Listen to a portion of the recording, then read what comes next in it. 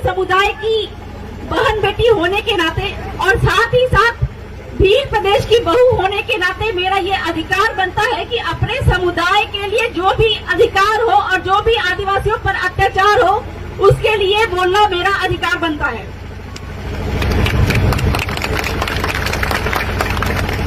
आज हम लोग यहाँ पर कलेक्ट्री में एकत्रित हुए हैं अपने आदिवासी भाई प्रकाश भील को न्याय दिलाने के लिए एकत्रित हुए हैं।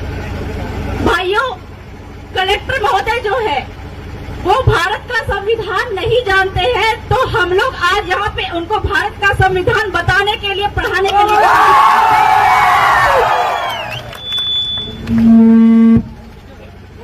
वह भारत का संविधान नहीं जानते।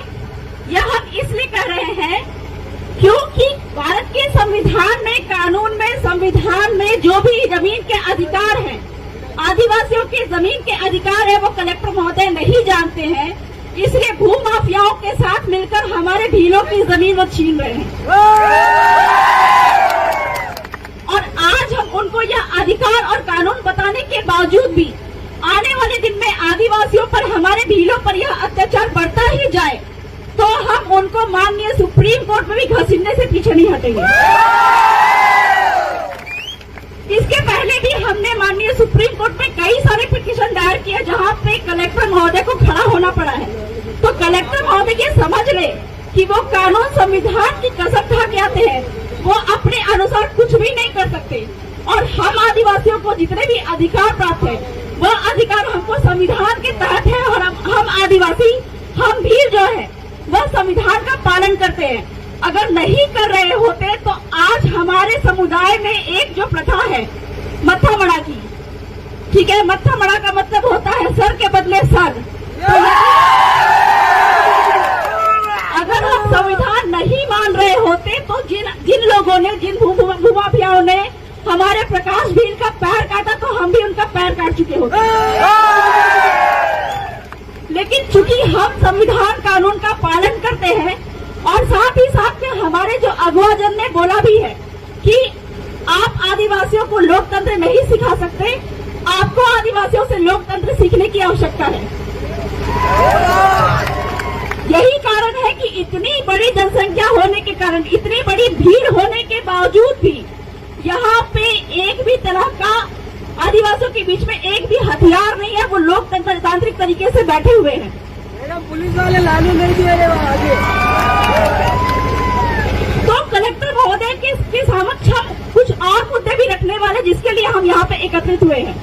दूसरा महत्वपूर्ण मुद्दा यह है कि जो आपका जो नगर निगम के नाम पे आदिवासियों की भूमि जो लगातार लूटी जा रही है, अगर कलेक्टर महोदय संविधान जानते हैं तो आर्टिकल 243(j)(c) के माध्यम से वो ये बताए कि नगर निगम यहाँ पे किस तरह से लीगल है।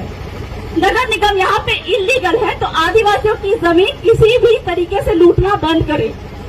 दूसरा महत्वपूर्ण मुद्दा यह है कि हम आज तक कानून संविधान का पालन करते आए हैं और किसी भी तरह से हमारे भीलों की जमीन अगर लूटी जाती है तो आदिवासियों की ग्राम सभा की अनुमति आवश्यक होनी चाहिए। ये हम उनको सिखा देना चाहते हैं। ये मैं नहीं कह रही हूँ, ये जो है आपके जो राज्य सरकार की जो लिखित रिपोर्ट जा रही है वहाँ से, जयपुर से आया हुआ लेटर कह रहा है, ठीक है। तीसरा महत्वपूर्ण मुद्दा यह है कि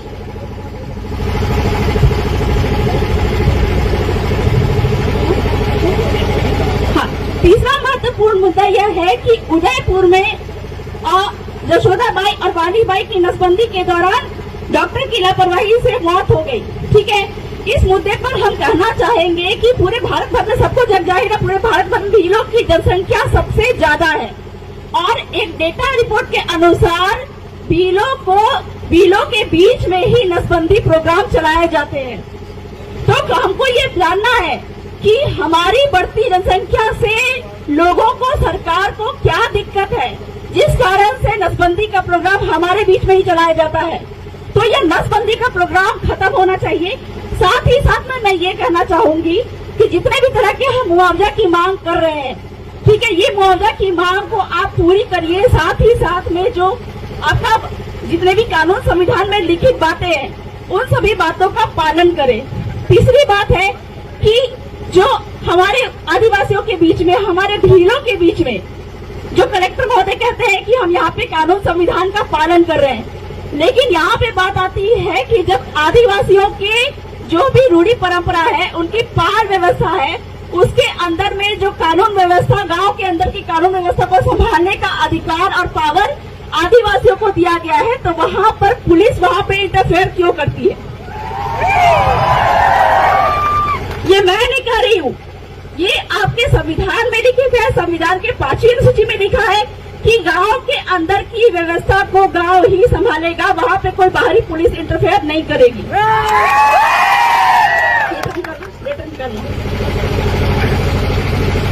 ये मेरे पास में लिखित लेटर आया हुआ है। हमारे जो विधायक महोदय है राम प्रसाद जी दिडोर, उन्होंने लिखित रूप में जो आदिवासियों पे लगातार मुकदमे पे मुकदमे होते जा रहे हैं, इसके मामले में आपका जो राज्य सरकार को लेटर लिखा, कार्मिक विभाग को लेटर लिखा, और बदले में जो जवाब आया, उस जवाब में उन्होंने ये जवाब दिया कि अगर गांव जो है अपने जो मुद्दे है, गांव के अंदर का किसी भी तरह का क्राइम होता है, उसको खुद जाके थाना में नहीं लिखवाता है तो कोई भी पुलिस यहाँ पे नहीं आएगी। ये पावर दिया गया गांव को। साथ ही साथ में बहुत सारे क्वेश्चन हम लोगों ने किए थे, प्रश्न किए थे कि आदिवासियों के बीच में जो लगातार एफआईआर पे एफआईआर किए जा रहे हैं, इसको खत्म किया जाए। तो इस पे जैसा कि मैंने पहले भी बताया कि यहाँ पे आदिवासियों की गांव अगर बैठती है तो वो गांव में ही वो मैटर को निपटारा हो जाना चाहिए। हम क्या करते हैं, खुद ब खुद जाके थाना में एफआईआर करवाते हैं। तो ये अगर बंद हो जाए तो हम पे जो रोज के रोज एफआईआर हो रहे हैं वो भी बंद हो जाए। चौथा मुद्दा ये है कि जो आदिवासियों की जो विवाह व्यवस्था है, जो छोटे छोटे मुद्दे पे हम क्या करते हैं कि मियाँ बीवी में आपस में झगड़ा हो जाता है तो मामले को ले जाते हैं कोर्ट में, जबकि कोर्ट भी यहाँ पे बोलता है कि आदिवासियों की जो पाल व्यवस्था है, भीलों की जो पाल व्यवस्था है, उसी पाल में आदिवासियों के जो लड़ाई के, जो शादी विवाह के जो मुद्दे हैं, वो उन्हीं पे निपटारा होगा। लेकिन हम क्या करते हैं, ये सारे मैटर को कोर्ट कचहरी में लेके जाते हैं। तो इस तरह से जो 70 साल से हम पे जो फर्जी एफआईआर हो रहे हैं, ठीक है, ये एफआईआर होने का कहीं पे भी कानून नहीं है, कहीं पे भी संविधान नहीं है, लेकिन फिर भी हम पे फर्जी अत्याचार होते जा रहे हैं। तो इस पे भी हमको आगे जाके कलेक्टर महोदय से सवाल करना है। तो बहुत ज्यादा तो मैं नहीं कहूंगी, इतना ही कहकर मैं अपनी बातों को विराम देती हूँ। साथ ही साथ मैं फिर से कहना चाहूंगी कि कलेक्टर महोदय अगर हमारी मांगों को नहीं मानते हैं तो आगे जाके हम उनको सुप्रीम कोर्ट के सामने भी खड़े करेंगे। बहुत बहुत जोहार।